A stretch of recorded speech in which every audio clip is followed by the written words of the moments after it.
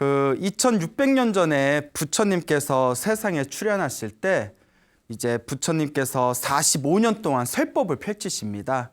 35살의 깨달음을 얻으시고 45년 동안 설법을 펼치신 뒤에 이제 80여 세 나이로 이 육체를 벗고 진리의 세계로 돌아가시게 되는데, 자, 부처님께서 법을 설하실 때 수많은 제자들을 받아들이시게 됩니다.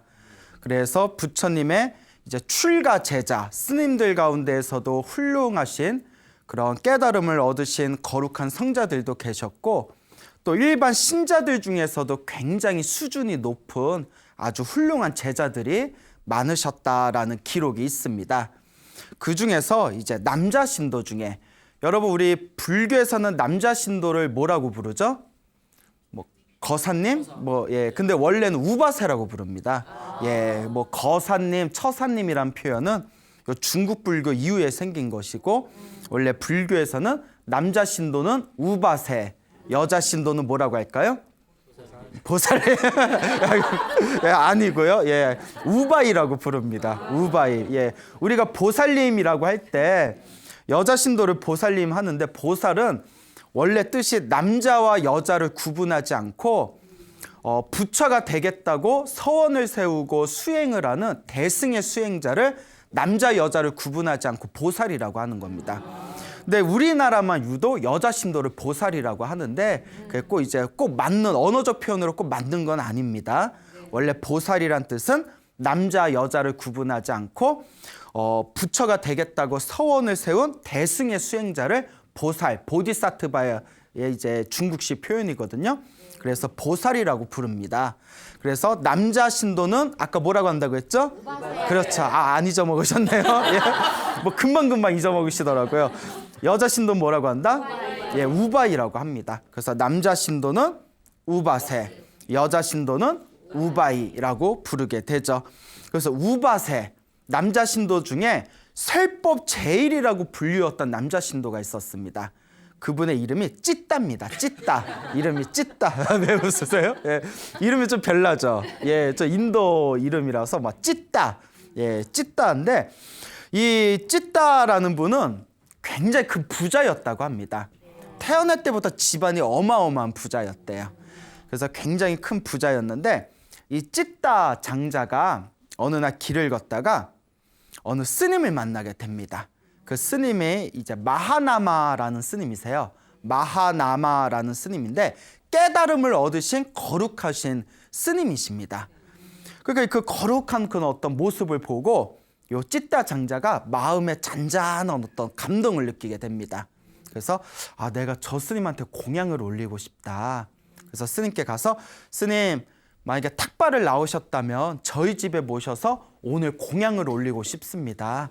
저희 집으로 가시죠. 그래서 이제 집으로 모신 뒤에 이렇게 공양청을 올립니다. 그래서 마하나마 스님께서 이렇게 공양을 맛있게 하시고, 원래 부처님 당시의 법도는 부처님이나 스님들께서 신도들에게 공양을 받아 드시고 난 뒤에는 법문을 설하셨습니다. 네가 나에게 밥을 주면 나는 너에게 법을 주겠다라는 거예요. 그래서 밥과 법은 한 끗 차이잖아요. 그래서 너 나에게 밥, 나는 너에게 법. 그래서 이제 기브 앤 테이크라고 하나요? 자, 이제 어쨌거나 이제 법을 이제 설하시는 게 부처님 당시의 어떤 법칙인데, 이렇게 법문을 설하니까 이 찌따장자가 앉은 자리에서 법문을 듣고 앉은 자리에서 깨달음을 얻게 됩니다. 근데 불교에서 말하는 부처님 제자들이 얻는 깨달음은 4단계가 있어요. 4단계가 있는데, 이 4단계가 다 아실 거예요. 별로 뭐 알 것 같지는 않은데 아마 들어보신 적이 있으실 거예요. 첫째가 수다원이라고 합니다. 1단계가 수다원. 다 들어보셨죠? 자, 1단계가 수다원. 그 1단계보다 높아지면 2단계가 사다함이라고 합니다. 사다함. 근데 여러분, 사다함 할 때 그 옛날 뭐 드라마에서 무슨 미실 나오고 할 때 그때 잠깐 사다함이라는 화랑이 나오잖아요. 그 사다함이 불교 용어에서 따온 거예요. 모르고 계셨죠? 말해놓고 이게 진짠가 저도 순간 아마 맞을 거예요. 자, 사다함 2단계가 사다함이고요.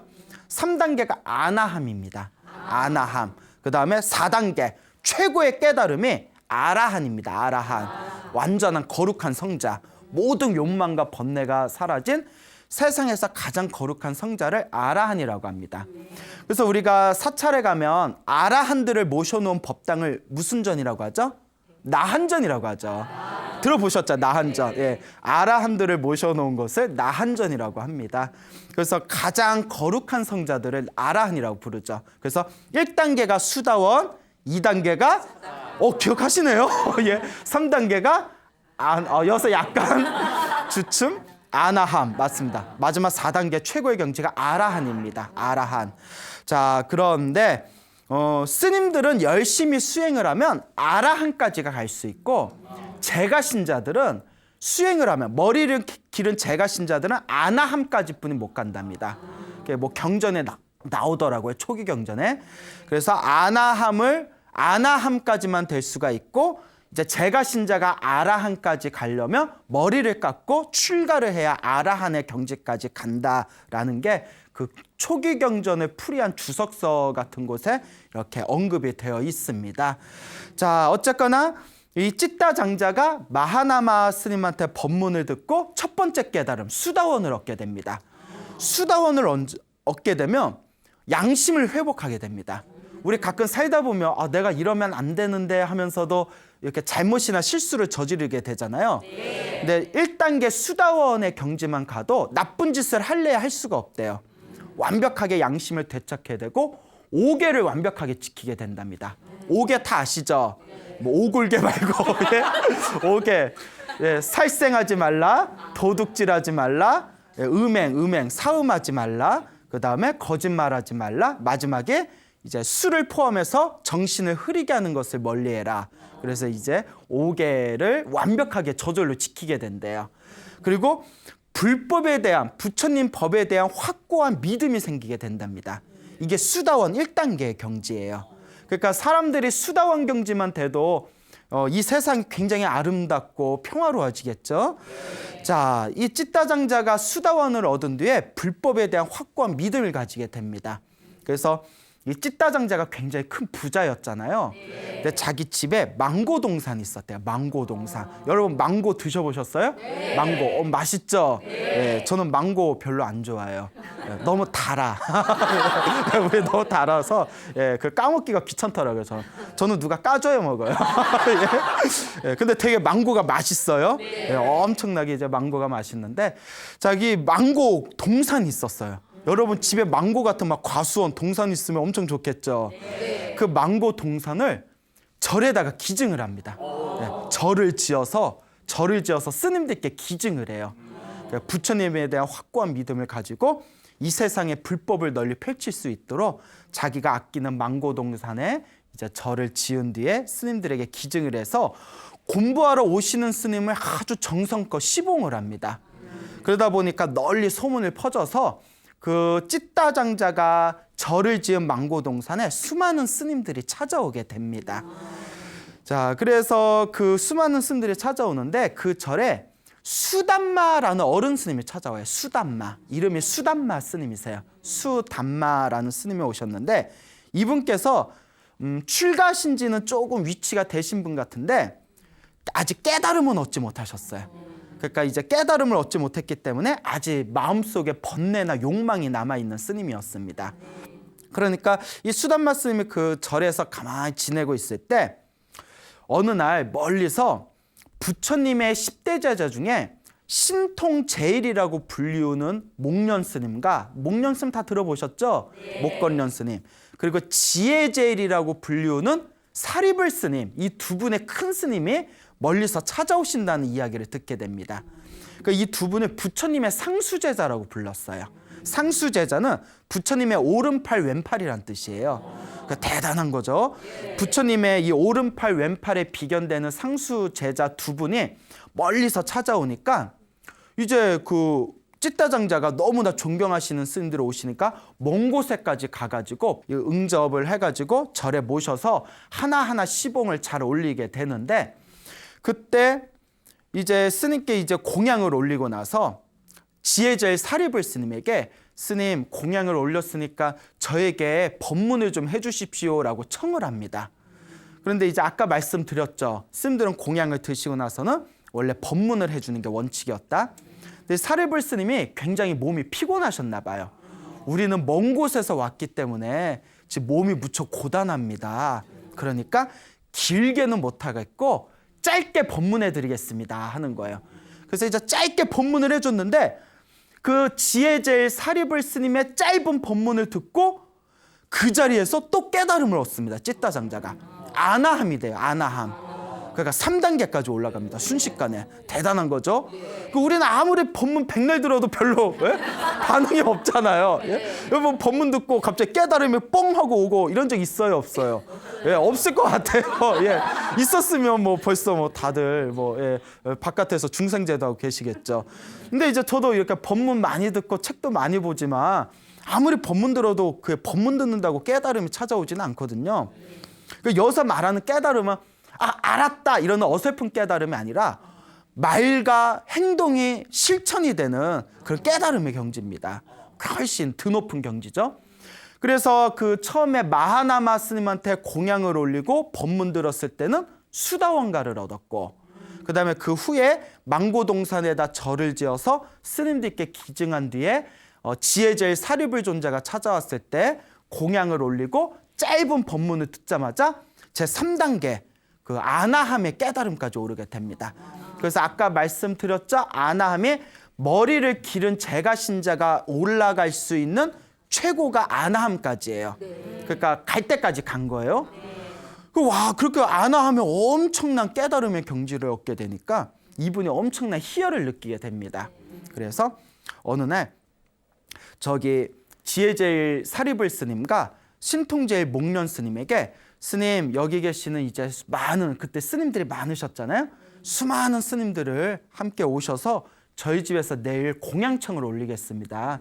점심 때 이제 공양을 올릴 테니까 꼭 와주시기 바랍니다라고 청을 한 뒤에 그때 옆에 있던 그 원래 계셨던 수담마 스님 아까 기억나시죠? 예, 수담마 스님한테도 스님도 같이 오세요라고 이렇게 말씀을 드렸어요.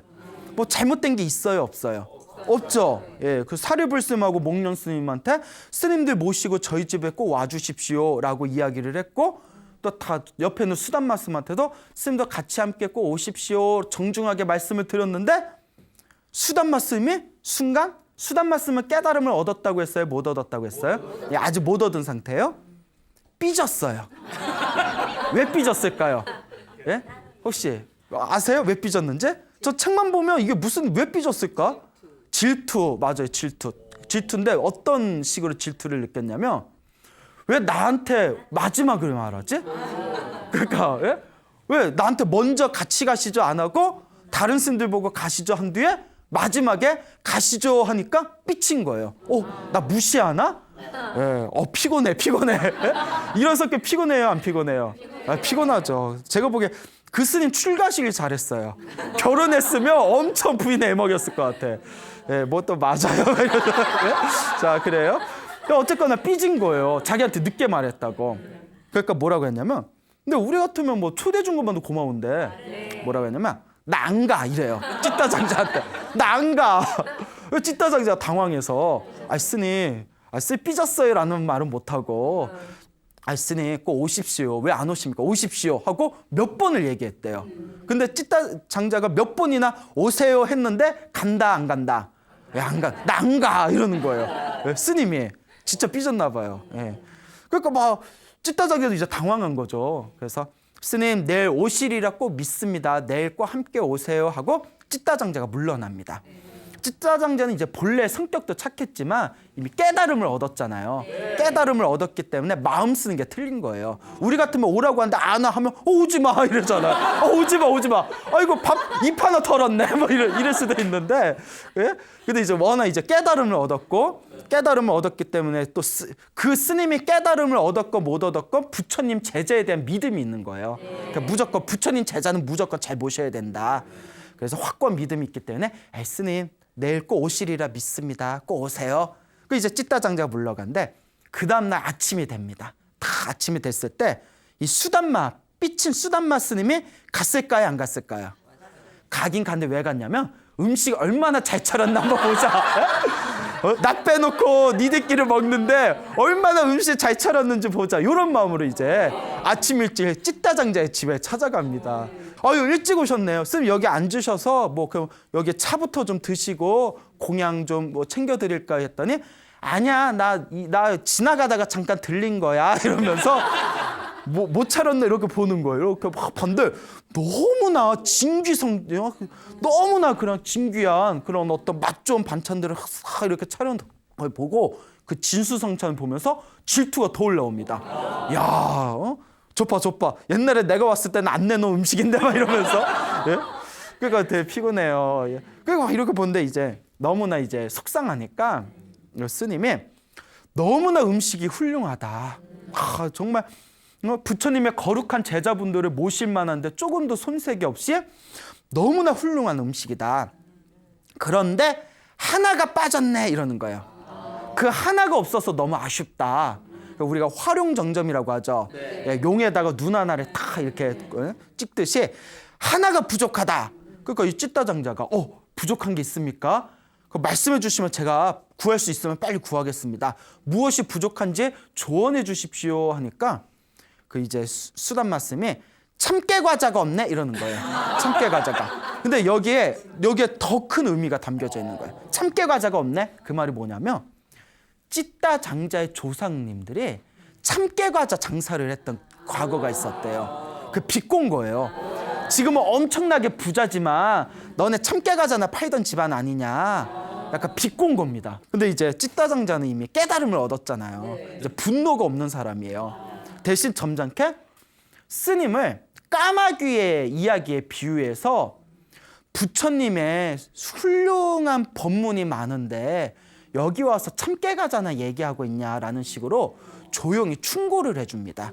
부처님의 거룩한 제자가 그래서는 안 된다. 이렇게 그런 뭐 까마귀에 비유해서 까마귀가 깍깍거리듯이 그러면 안 된다라는 식으로 점잖게 충고를 해요. 그런데 찌따장자는 이제 스님의 언행에 잘못이 있어서 그러시면 안 됩니다 하고 까마귀의 비유를 들어서 충고를 해준 건데 그걸 들은 이 수단 말씀은 얘가 나를 완전 비꼬고 있구나라고 더 삐져버립니다. 예. 그러니까 요 스님이 너무 피곤하게 구는 거예요. 그러면서 이 스님이 수단마 스님이 나를 비꼬는구나. 그러면서 화가 나가지고 찌따장자한테 폭언을 퍼붓습니다. 나 너랑 안 놀아. 막 이러면서 내가 네가 기증한 절에 나 안 살 거야. 이러면서 삐져가지고 절을 나옵니다. 절을 나와서 부처님이 계신 곳에 갑니다. 석가모니 부처님이 계신 곳에 가서 역시 내가 의지할 곳은 누구밖에 없다. 우리 부처님밖에 없다. 부처님은 내 마음 알아주시겠지. 이제 부처님한테 찾아갔는데 부처님은 수단마 스님이 다 찾아온 걸 보고는 이미 모든 상황을 다 꿰뚫어 보고 계시는 거예요. 이제 완벽한 신통력이 있으시기 때문에. 근데 아시면서도 일부러 물어보십니다. 무슨 일이 있어서 그 망고동산에 사찰에서 지내다가 여기까지 왔느냐. 그러니까 수단마 비구가 있는 대로 다 고자질을 합니다. 찌따장자가 자기를 서운하게 했다고. 근데 부처님은 다 아세요, 모르세요? 다 아시잖아요. 수단마 비구가 마음에 교만함이 많다는 걸 꿰뚫어 보십니다. 아, 수단마 비구는 마음에 너무나 교만하구나. 저 교만한 마음을 꺾어주지 않으면 이 사람은 제대로 된 수행을 할 수 없겠구나. 그래서 부처님께서 신랄하게 꾸짖습니다. 이 어리석은 스님아, 찌따 비구는 믿음과 계율과 지혜를 갖춘 훌륭한 제가신도인데 어찌 그 사람한테 그렇게 어리석게 굴었단 말이냐. 이건 다 네 탓이, 네가 잘못이다. 네가 잘못한 거다. 부처님의 거룩한 제자는 그렇게 행동해서는 안 된다라고 신랄하게 꾸짖습니다.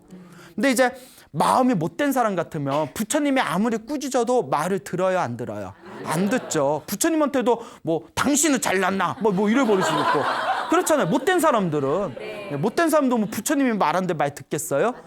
근데 이제 수단마 비구는 조금 마음이 쫌팽이긴 했지만 성품은 착한 거예요. 그래서 부처님이 얘기를 듣고 엄청난 부끄러움을 느낍니다.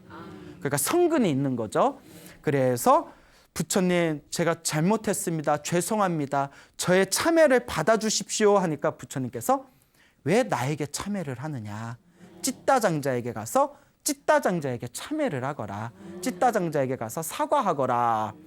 그러니까 이제 부처님의 이제 명이니까 수담마 비구가 이제 그 찢다장자를 찾아가게 됩니다. 찢다장자를 찾아가서 내가 미안해. 내가 잘못했어. 생각해보니까 내가 그러면 안 되네. 내가 잘못했네. 했는데 찢다장자는 이미 깨달음을 얻었고 부처님에 대한 확고한 믿음과 스님들을 굉장히 존경하는 사람이었거든요. 그런데 수담마 스님의 사과를 안 받아줍니다. 네? 스님 됐거든요. 이러면서 안 받아줘요. 삐진 걸까요? 근데 아니죠. 찢다장자는 깨달음을 얻었기 때문에 우리같이 뭐 삐지고 하는 게 없어요. 화를 내고 삐지는 게 없습니다. 다만 진정한 사과가 아니구나. 진정한 사과가 아니니까 안 받아줬던 거예요. 예, 스님 됐습니다. 예, 사과 안 받겠습니다. 그러니까 수담마 비구가 다시 부처님께 갑니다. 그때 부처님께서 스님아 비구여 가서 정말 진솔하게 사과를 하거라. 진솔하게 참회를 하거라. 너의 그 교만한 마음이 너의 깨달음을 방해하는구나. 그때 이제 수담마 비구가 부처님의 간곡한 법문에 마음이 열리게 됩니다.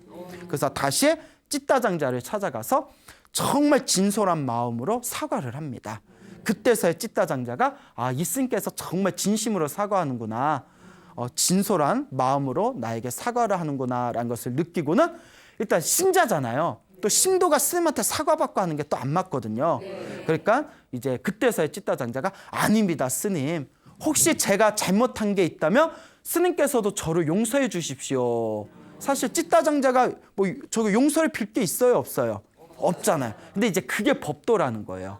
제가 부처님의 신자인 제가 신자가 스님들께 겸허한 마음으로 자신을 낮출 수 있는 거. 그러니까 부처님께서 스님이 실수를 했으면 스님이라 하더라도 누구한테 사과해라? 신도한테 사과해라 라고 부처님은 가르치셨고 스님이 사과한다 하더라도 또 제가 신자가 그걸 겸허하게 그래 나 당신이 그럴 줄 알았어 이렇게 받아들인 게 아니라 아닙니다 스님 저도 잘못한 게 있어요. 잘못한 게 없더라도 잘못한 게 있으면 용서해 주십시오. 얼마나 아름다워요. 자 그리고 이와 같은 과정을 거쳐서 마음의 교만함이 한풀 꺾인 수담마 스님은 그 뒤로 열심히 수행을 했답니다. 열심히 수행을 해가지고 결국은 모든 번뇌와 욕망이 사라진 거룩한 성자 아라한이 되셨다라는 이야기가 전해지고 있습니다. 그러니까 우리에게 희망이 있는 거예요. 여러분들 그 밥 먹으러 가자 하는데 나한테 마지막에 밥 먹으러 가자 한다고 삐져요 안 삐져요? 그 정도 갖고 안 삐지잖아요. 그런데 그거 갖고 삐진 사람도 수행을 열심히 하니까 깨달음을 얻을 수 있다는 거예요. 그러니까 우리는 그것보다 더 낫잖아요. 그러니까 우리도 열심히 수행을 하면 지금은 아무리 속이 좁고 부족한 사람이라 하더라도 스스로를 참회하고 부끄러움을 느끼고 열심히 수행을 하면 누구라도 큰 깨달음을 얻을 수 있다라는 교훈을 여기서 얻게 되는 것입니다. 자, 어쨌거나 이런 사건이 끝나게 되고요. 이 찢다장자가 이제 수다원가를 얻었다가 이번에 아나함과를 얻었잖아요. 그렇죠. 그래서 찢다장자가 하루는 이런 생각을 합니다. 내가 부처님의 거룩한 제자분들 덕분에 내가 큰 깨달음을 얻었다. 이렇게 소중한 깨달음을 얻었는데도 내가 아직 부처님을 한 번도 친견하지 못했구나. 그러니 부처님이 계신 곳에 가서 부처님께 내가 감사의 인사를 올려야 되겠다. 근데 문제가 뭐냐면 옛날에는 열차가 있어요 없어요? 없잖아요. KTX 없잖아요. 걸어가야 되거든요. 기껏해야 이제 뭐 말 타고 가고 뭐 그래야 되는데 이 찢다장자가 있는 곳에서 석가모니 부처님이 계신 곳까지 석가모니 부처님이 그때 사위성에 계셨대요. 사위성에 계셨는데 꼬살라고 사위성까지 한 달을 걸어가야 되는 거예요. 인도가 굉장히 멀죠. 한 달을 가야 되니까 한 번 갈 때 엄청 그 큰 마음을 품고 가야 되거든요. 그러니까 찢다장자가 이번에 내가 부처님 만나 뵙고 오면 또 언제 뵙겠냐. 한 달을 걸어서 이번에 갈 때 제대로 한번 가자 해가지고 그 자기가 있는 도시의 사람들에게 다음과 같이 이제 소문을 냅니다. 내가 부처님을 뵈려 내가 이곳에서 사위성까지 한 달 동안 갈 텐데 같이 갈 사람은 모이십시오. 가는 동안 한 달 동안 먹어야 할 필요한 모든 물품과 식량은 내가 다 대주겠습니다. 야, 통이 크죠? 네, 통이 커요.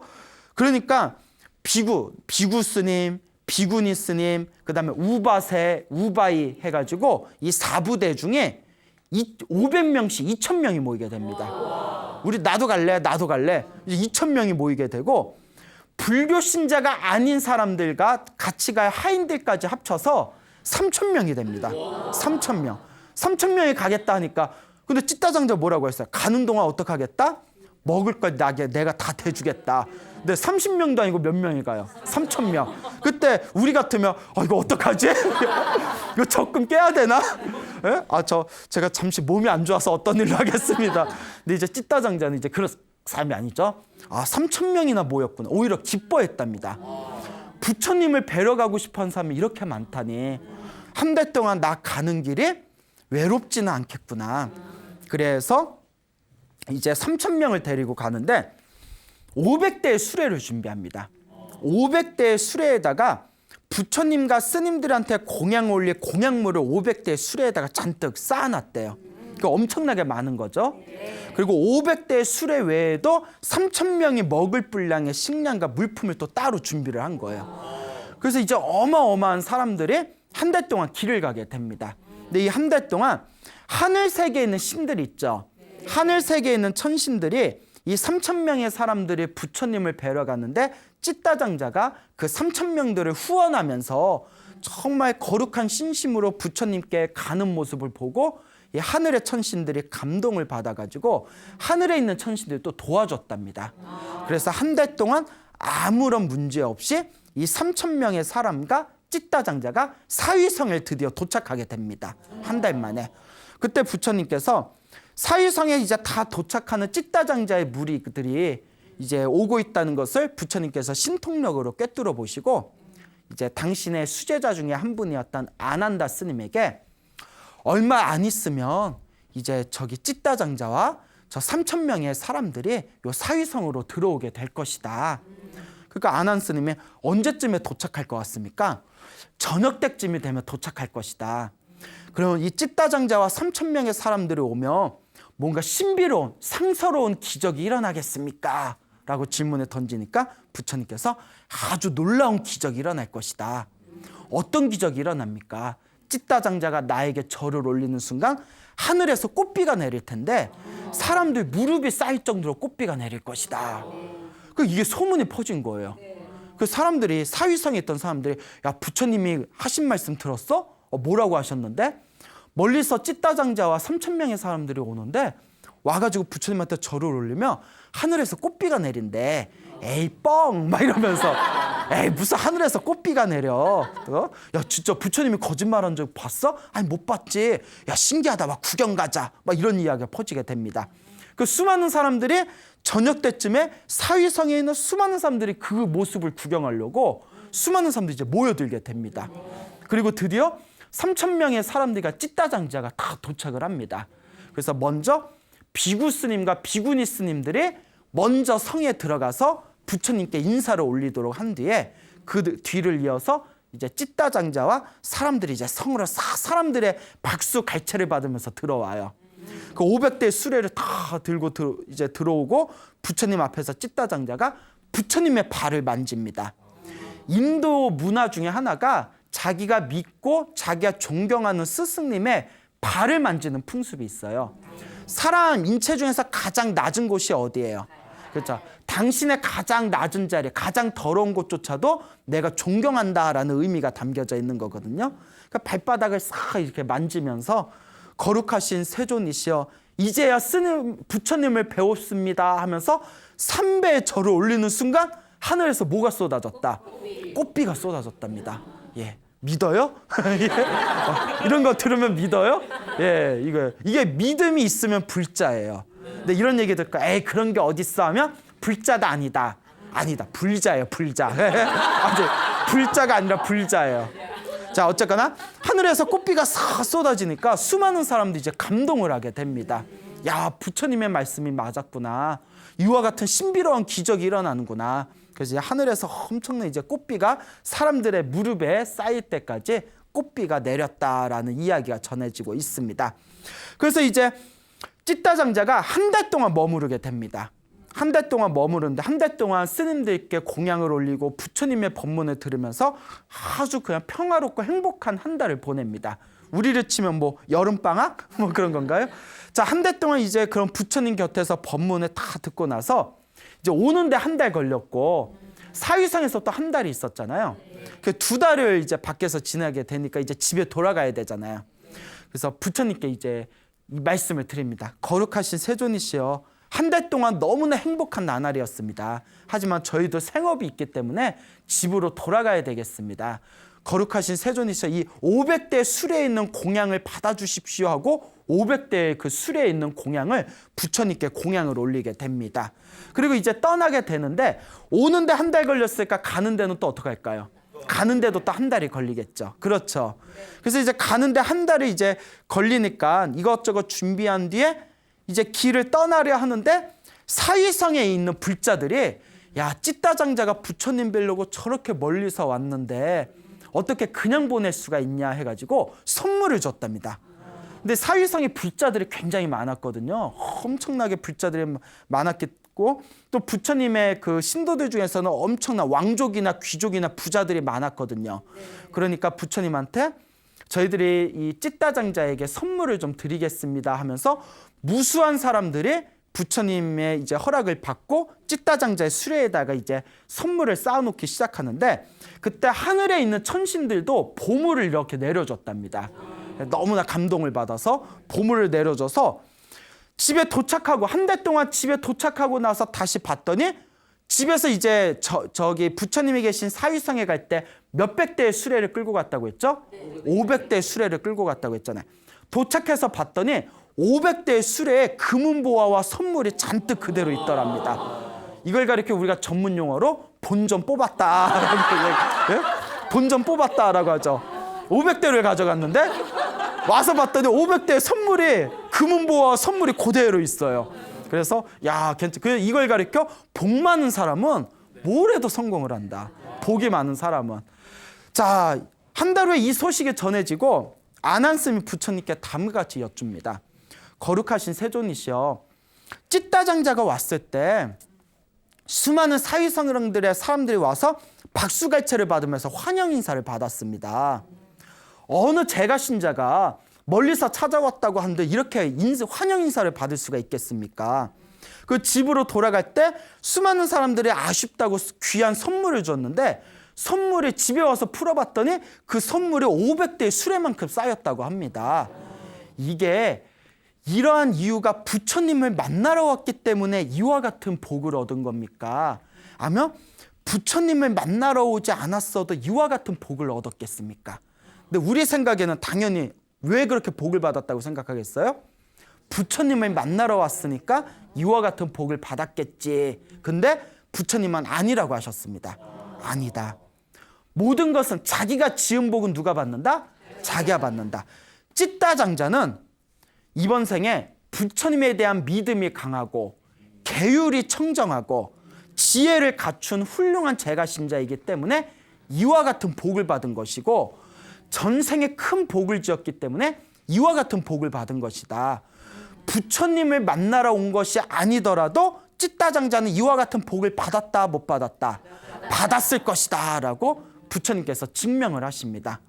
그러니까 안한존재가 깜짝 놀라가지고 거룩하신 세존이시여, 찌따장자는 전생에 어떤 복을 많이 지었기 때문에 이와 같은 큰 공덕을 얻게 된 것입니까? 라고 질문을 던지게 됩니다.